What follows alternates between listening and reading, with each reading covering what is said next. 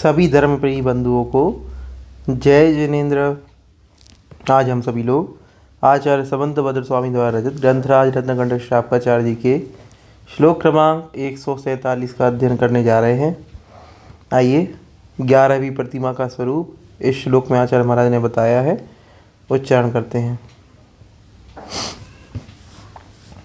गृहतो मुनिबन मित्वा गुरूपकण्ठे व्रतानि परिगृह्य भैक्ष्यासनस्तपस्यन्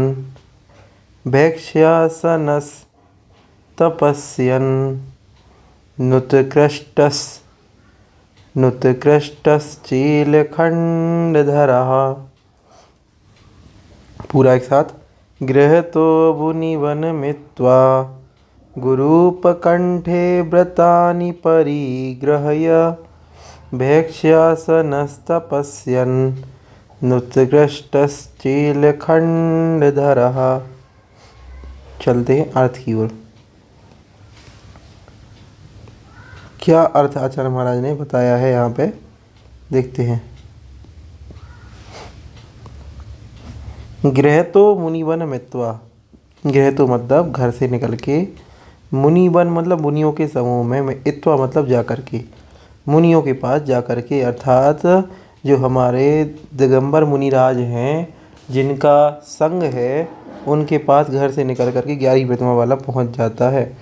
और गुरूपकंठे गुरूपकंठे मतलब गुरु के पास जाकर के, उनके पास, गुरूपकंठे मतलब गुरु के पास जाकर के, व्रतानि मतलब व्रतों को, परिग्रह मतलब धारण कर लेता है, ग्रहण कर लेता है। और भैक्ष्यासनस, भैक्ष्य मतलब भैक्ष वृत्ति करता है। भैक्ष मतलब भिक्षा, भिक्षा मतलब ऐसी कि मांगना नहीं, बिना मांगे जो भोजन के लिए बुला ले, बिना कहे भोजन के लिए यदि कोई लेने के लिए आ जाए तो जाकर के भोजन कर लेता है।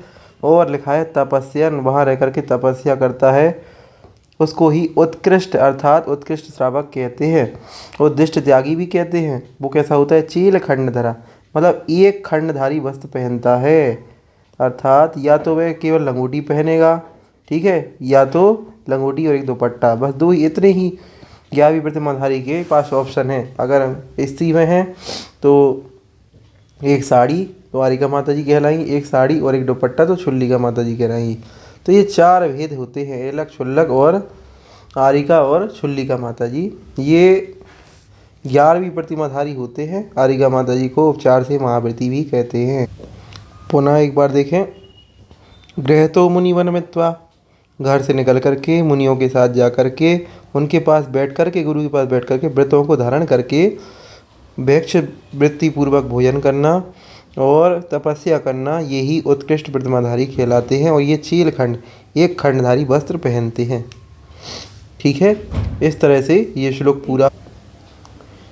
आइए चलते हैं 148 नंबर श्लोक की ओर, 148। ठीक है, उच्चारण करते हैं। बता रहे हैं श्रेष्ठ ज्ञाता कौन है। पाप मरातिर्धर्मो बंधुर्जीवस्य चेति निश्चिन्वन् समयं यदि जानीते श्रेयो ग्राता ध्रुवं भवति। इस तरह से उच्चारण हुआ। अर्थ की ओर चलते हैं। श्रेष्ठ ज्ञाता कौन है? तो मैंने कहा पापम मरति, जो पाप को अरति समझे, अरति मतलब शत्रु समझे, और धर्मो बंधु, और धर्म को बंधु जानता है। पाप जिसका शत्रु है और धर्म जिसका बंधु है, ऐसा जो जीव है, अर्थात पाप जीव का शत्रु है और धर्म जीव का बंधु है, ऐसा निश्चिन्वन अर्थात निश्चय करता हुआ, संयम यदि जानीते, संयम अर्थात आगम को यदि जानीते जानता है, तो वे ही श्रेयो ज्ञाता, श्रेष्ठ ज्ञाता है। ध्रुव मतलब निश्चय से, बहुत ही मतलब होता है, वो ही निश्चय से, निश्चित रूप से श्रेष्ठ ज्ञाता कहा जाएगा। कौन?